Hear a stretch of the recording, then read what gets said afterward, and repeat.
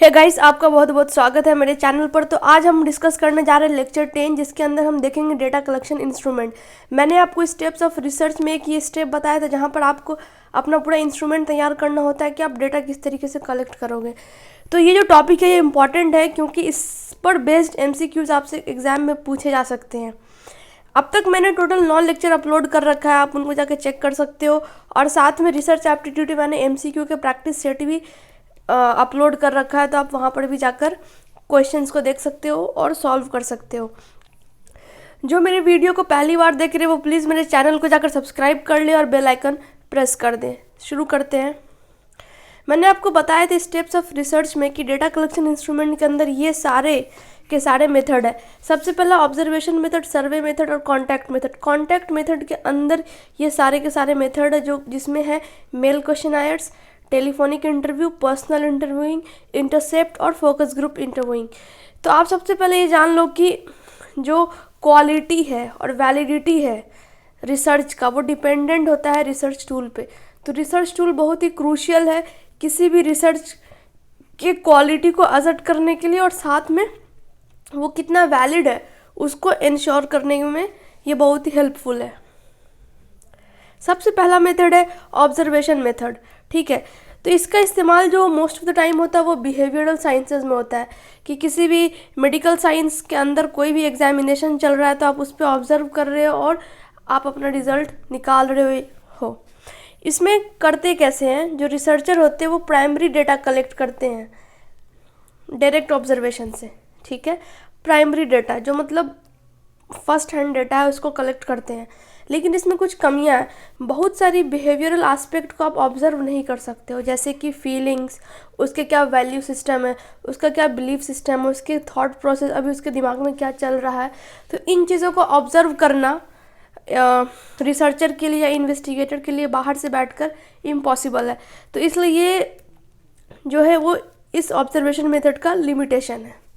Next है survey method. आप सर्वे करते हो। सर्वे मेथड को सबसे पहले ऑब्जर्वेशन मेथड के साथ सप्लीमेंट करते हैं। इसमें होता है क्या है कि जो डिस्क्रिप्टिव इन्फॉर्मेशन है, याद रखना, डिस्क्रिप्टिव इन्फॉर्मेशन उसको गैदर किया जाता है सर्वे मेथड के माध्यम से। तो इसके दो टाइप्स हैं। सबसे पहला है स्ट्रक्चर्ड और दूसरा है अनस्ट्रक्चर्ड।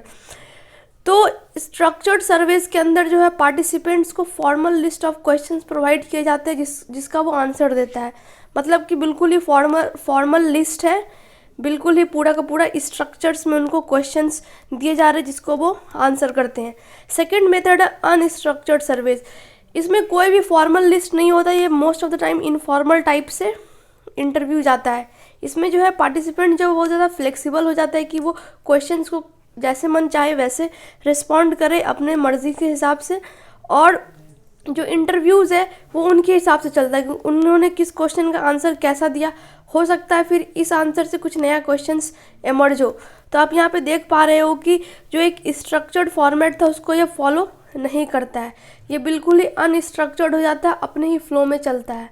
तो सर्वे के अंदर दो मेथड है, स्ट्रक्चर्ड और अनस्ट्रक्चर्ड। नेक्स्ट है कॉन्टैक्ट मेथड, जहाँ पर आप कॉन्टैक्ट करते हो अपने पार्टिसिपेंट से। तो इसमें सबसे पहला मेथड है मेल क्वेश्चनायर कि आप क्वेश्चंस को मेल कर देते हो। तो इसमें क्या फ़ायदे हैं कि जो रिस्पोंडेंट है ना वो आराम से अपना समय लेके ऑनेस्टली आंसर दे सकते हैं। अगर कुछ भी आपने पर्सनल क्वेश्चन पूछा है, हो सकता है वो फेस टू फेस आपको बोलने में झिझकते हो या कंफर्टेबल ना हो, लेकिन अगर आपने मेल करा है तो वो ऑनेस्टली आंसर दे सकते हैं, इसका ज़्यादा चांसेस होता है। दूसरा है इसमें पॉइंट कि रिस्पोंडेंट के लिए कन्वीनियंट है, अपने शेड्यूल के हिसाब से वो जब वो फ्री बैठे या फिर जब उनका मन कर रहा है तो वो बैठ के इस मेल का रिप्लाई दे सकते हैं। ये बहुत ही अच्छा तरीका है उन लोगों के लिए जो हमेशा ट्रैवल करते रहते हैं, या फिर अगर आपको कोई रिसर्च करना है और अगर उस बंदे से किसी बंदे से इंटरव्यू लेना है लेकिन वो नॉन इंडियन है, वो कहीं रहता है मान लो US में या फिर जर्मनी में या कहीं भी जहाँ पर आप ट्रैवल नहीं कर सकते हो, तो उस सिनेरियो में ये बहुत ही बेस्ट सूटेड मेथड है आपके डेटा कलेक्शन के लिए। इसमें एक और सबसे बड़ा फ़ायदा क्या है कि इसमें जो रिसर्चर का कंट्रोल है ना वो बहुत कम होता है। इसकी वजह से जो रिसर्चर का बायसनेस है वो बहुत ज़्यादा मिनिमम हो जाता है, क्योंकि रिसर्चर है नहीं वहाँ पर उस पूरे मेथड को कंट्रोल करने के लिए। रिस्पोंडेंट जैसे चाहे वैसे वो आंसर करेगा, ऑनेस्टली अपने पूरे फ्री इन्वायरमेंट में। ये फ्लेक्सिबल नहीं है क्योंकि आपने जो क्वेश्चंस पूछे हैं रिस्पोंडेंट उसी के हिसाब से आंसर देंगे। इसका रिस्पॉन्स रेट बहुत कम है। आप भी देखते हो कि अगर आपको कोई मेल करता है अननोन पर्सन, तो आप सोचोगे यार दूँ नहीं दूँ, मेरा मर्ज़ी, पार्टिसिपेट करूँ या ना करूँ। मान लो 10 लोगों को मेल किया, हो सकता है एक ही बंदा रिस्पॉन्ड करे, 9 बंदे रिस्पॉन्ड ना करें। तो इस मेल क्वेश्चनर मेथड में ये सबसे बड़ा डिमेरिट है कि इसका रिस्पॉन्स रेट बहुत ही कम है। नेक्स्ट, कॉन्टैक्ट मेथड के अंदर हम देखेंगे टेलीफोनिक इंटरव्यू, कि आपने फ़ोन करके फ़ोन घुमाया और इंटरव्यू किया। ये बहुत क्विक है, आपने नंबर अरेंज कर लिया, आप सबको आप कॉल कर रहे हो और उनको कन्विंस कर रहे हो कि आप हमसे बात करो। तो इसमें बहुत ज़्यादा फ्लेक्सिबिलिटी है, ठीक है, क्योंकि आप फ़ोन पे बात कर रहे हो 1 to 1, तो फ्लेक्सिबल जाएगा ये पूरा, क्योंकि सबसे पहले आपको उनसे को कन्विंस करना है या फिर वो रेडी है या नहीं, या जिस तरीके से। इसमें सैम्पल कंट्रोल बहुत ज़्यादा होगा क्योंकि रिसर्चर इसमें खुद इन्वॉल्व है, तो वो कंट्रोल कर सकता है। रिस्पॉन्स रेट बहुत ही ज़्यादा है। अगर आप किसी को कॉल कर रहे हो, मान लो आज कॉल करा नहीं उठाया, ठीक है, 2 दिन के बाद फिर क्या, एक ना एक टाइम तो वो कॉल उठा ही लेगा 2-3 बार में, तो रिस्पॉन्स रेट इसमें हाई होता है। कॉस्टली है क्योंकि आपको कॉलिंग के लिए पैसे का रिचार्ज कराना है, ये वो, तो उस हिसाब से आप देख लो। फिर इसमें एक सबसे बड़ा डिमेरिट है, वो है प्राइवेसी इश्यूज़, कि हो सकता है जो आपको रिस्पॉन्ड कर रहे हैं, जो पार्टिसिपेंट आपके रिसर्च वर्क में हेल्प कर रहे हैं डेटा कलेक्ट करने में, वो हिचकिचाएँ अपने आप को पूरा खोलने में, अपने इन्फो को, हो सकता है वो कॉन्फिडेंशियल रखना चाहे, तो ऐसा वो चीज़ है। और इसमें सबसे बड़ा मेजर ड्रॉबैक है कि इसमें गलत एंट्री होने की बहुत ज़्यादा संभावना है, क्योंकि आप फ़ोन पे बात कर रहे हो ना, जल्दी जल्दी में आप नोट डाउन कर रहे हो, तो हो सकता है कहीं पर आगे पीछे हो जाए और आप गलत नोट डाउन कर लो, तो ये इसका डिमेरिट है। नेक्स्ट है पर्सनल इंटरव्यू। पर्सनल मतलब एज अ इन पर्सन, आमने सामने बैठ के इंटरव्यू हो रहा है, तो ये बहुत ज़्यादा फ्लेक्सिबल होगा और अनस्ट्रक्चर्ड होगा। इसके हेल्प से हम बहुत ज़्यादा लार्ज अमाउंट ऑफ डेटा जो है वो कलेक्ट कर सकते हैं। इसका सबसे बड़ा एडवांटेज ये है। हो सकता है फर्स्ट राउंड ऑफ इंटरव्यू हुआ और may be second round of interview के लिए आपका रेस्पोंडेंट या पार्टिसिपेंट मान जाए, तो और डेटा कलेक्ट कर सकते हो और एक अच्छा बॉन्ड भी इस्टेब्लिश हो जाएगा कि फ्यूचर में कभी कुछ रिसर्च किया तो फिर हो सकता है ये इंसान आपकी हेल्प करे। तो ये पर्सनल इंटरव्यूइंग में बहुत ज़्यादा एडवांटेजेस हैं। नेक्स्ट है इंटरसेप्ट इंटरव्यूइंग। ये होता है इस्तेमाल मार्केटिंग रिसर्च में, ठीक है। ये इकलौता मेथड है जहाँ पर आप अननोन लोगों से मिलते हो, जिसका आपको एड्रेस से पता नहीं, आप मार्केट में निकल लिए और पूरे ओपन फील्ड में और जाके लोगों से मिल रहे हो। जो भी लोग इंटरेस्टेड है वो आपके रिसर्च में पार्टिसिपेट करेंगे, आपका हेल्प करेंगे डेटा कलेक्ट करने में। ये टाइम कंज्यूमिंग है क्योंकि कौन आपसे बात करने के लिए तैयार होगा, कौन नहीं होगा, और आपको जैसा डेटा चाहिए क्या वो उस पर्टिकुलर आदमी से मिल पाएगा या नहीं। तो इसमें जजमेंटल सैम्पलिंग है। मैंने आपको जजमेंटल सैम्पलिंग बताया है अपने पिछले लेक्चर में कि जो रिसर्चर है वो अपने हिसाब से जज करता है, एनालाइज करता है, अपने ऑब्जेक्टिव के हिसाब से वो सैम्पल सेलेक्ट करता है। तो जजमेंटल सैम्पलिंग होने की वजह से ये नॉन प्रोबेबिलिटी सैम्पलिंग के अंदर आएगा।